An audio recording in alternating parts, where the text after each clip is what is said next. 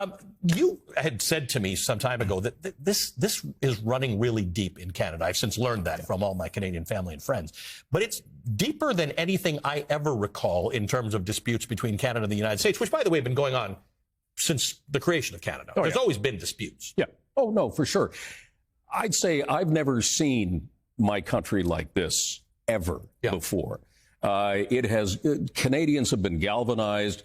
The level of attachment to Canada, even in places like Quebec, which has variously at times tried to secede from Canada, the attachment to Canada there is well over 80%. Right. We've never seen anything like that. Right. But it's born out of a sense of anger and betrayal. Yep.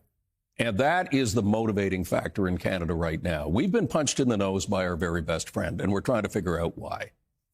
Any answer to the why? Initially, Donald Trump said it was because of the border and fentanyl. Now, on those issues, we have no disagreement with Donald Trump. Every border should be secure, and fentanyl, if we had a magic wand, would disappear from the face of the planet tomorrow. Right.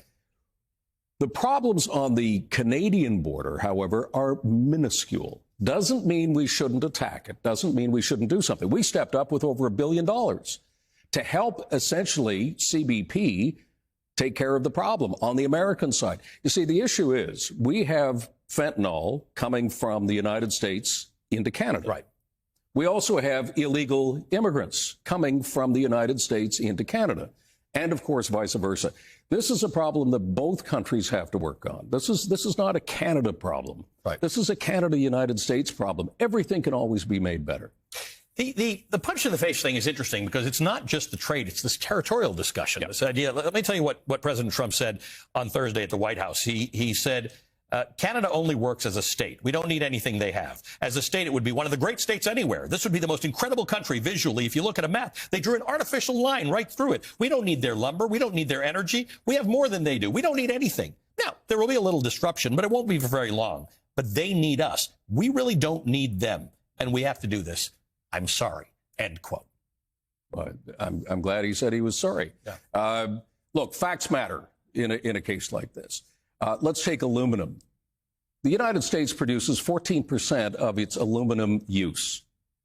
Where are they getting the rest of it? Well, they're getting 60% from Canada. I kind of think the United States needs Canada. Interesting, too, Ali, that Alcoa, which is an American company but has aluminum smelters in Canada, has said that as a result of the tariffs, they may take all that aluminum that they're making in Canada that originally came to the United States and sell it elsewhere in the world where there are no tariffs.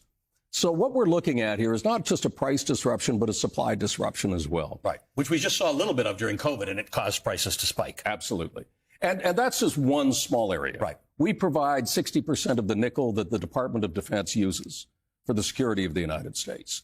So I would just submit that maybe, the briefers in the White House might want to do a little bit more work to find out exactly what it is that the United States takes from Canada, buys from Canada, and similarly what we buy from the United States. Look, this is a trading relationship that is over $1 trillion a year. That is $2.5 billion every single day.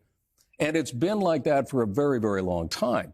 It is the most dynamic economic relationship in the world, bar none. Why do we want to fool around with that? The irony is that for all the criticisms Donald Trump has about the Canada-U.S. trade agreement, the current one, he's the other side of it. He was there. He negotiated. He was the one who said, I don't really like NAFTA, so we're going to make this new deal, which he made.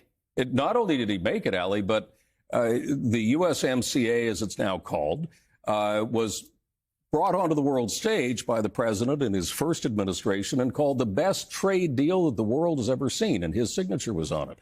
Now suddenly he's got a problem with it. I could go on, list after list after list of things that we hear and we go, well, wait a minute, that needs to be corrected. Dairy, for example, is a big concern.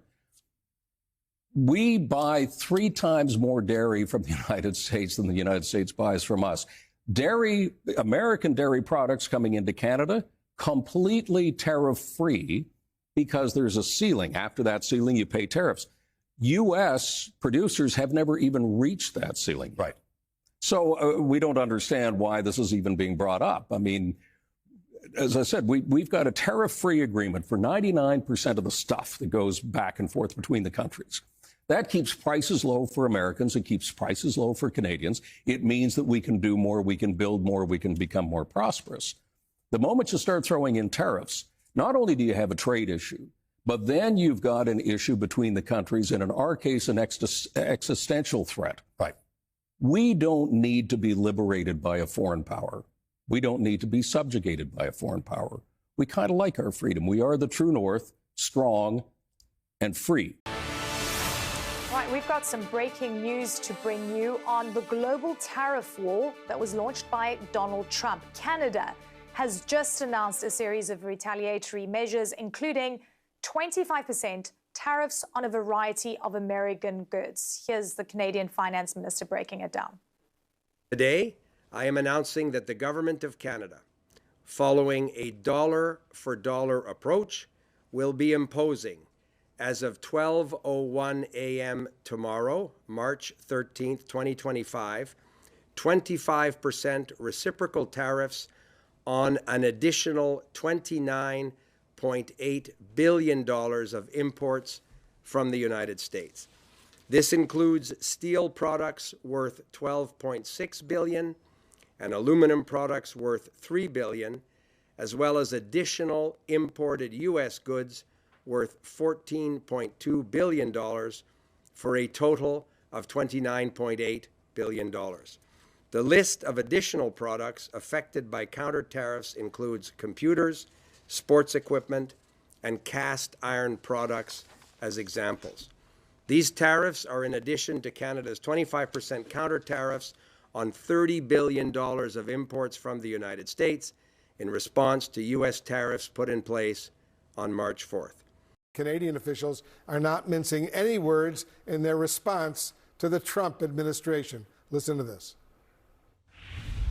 This is much more than about our economy. It is about the future of our country.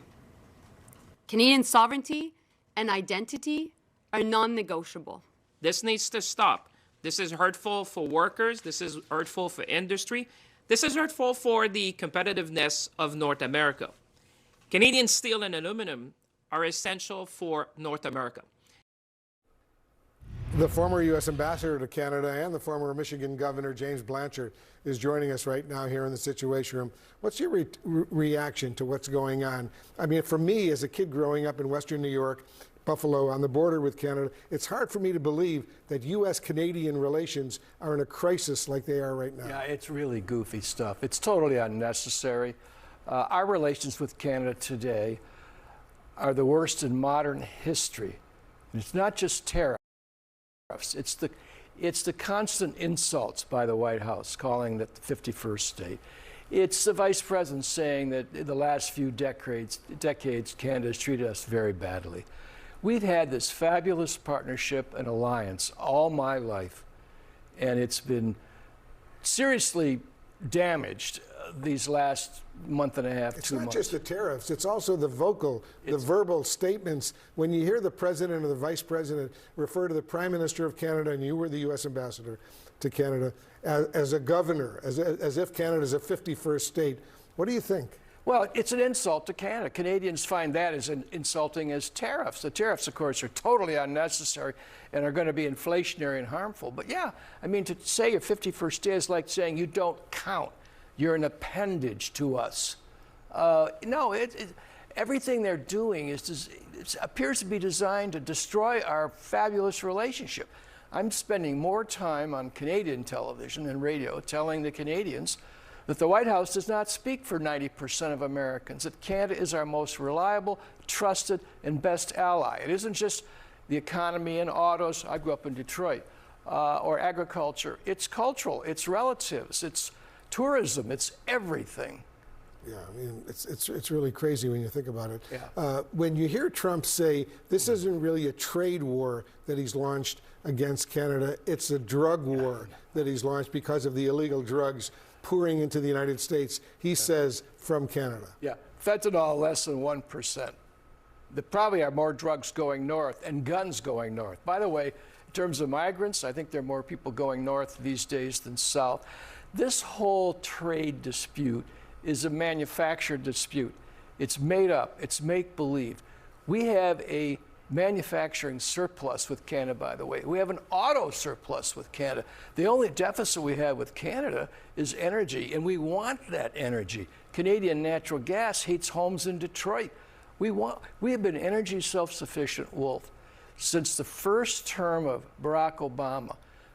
Mr. Trump says we have an energy emergency. No, he may cause one. No, we're energy self-sufficient. It's growing. Everything we do with Canada has been a positive relationship.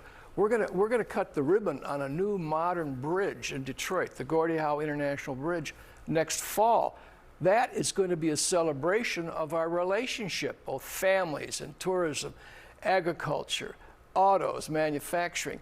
We have an integrated economy with Canada, and we also have an integrated cultural relationship as well. People don't necessarily appreciate, including people who live on the border with Canada, how much electrical power, for example, emerges from Canada into the United States and helps Americans. And in Michigan, in New York, and other states as well. Oh, and New England, by the way. Quebec could shut down New England. What we have here is Canada, again, taking revenge on Trump. They've been doing it all week, and it's going to continue. Now, look, I got to be honest to some degree. We're not doing enough in Canada, which is a sign that it could get worse for Trump. Because the Liberals under Carney have been giving tax cuts to billionaires in Canada. They've cut a scheduled tax that was coming under Justin Trudeau. And it was a good move.